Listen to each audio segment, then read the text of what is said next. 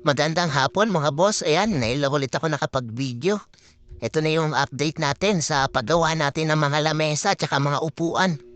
Ayan, inabot na kami ng hapon dito.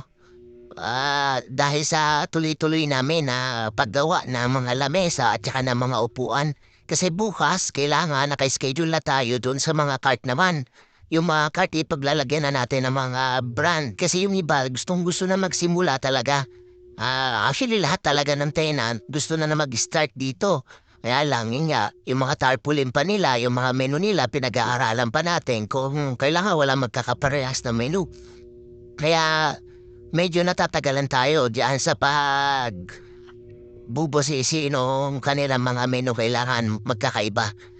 Tingnan nyo naman yung gawa natin mga boss, yung mga lamesa, mga upuan, napakalinis tingnan, napakaganda.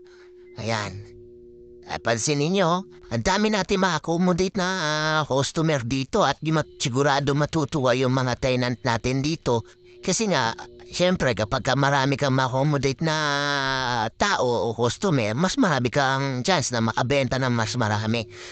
Kaya pansinin niyo, malawak talaga yung ating dine-in kasi ang purpose talaga niyan, mas marami tayo ma-accommodate na customer. Ayan.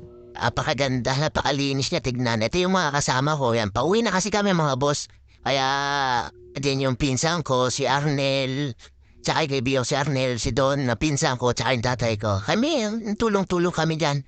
Pinagsama-sama namin yung mga lakas yan. Nabot kami ng 3 araw para matapos lahat yan.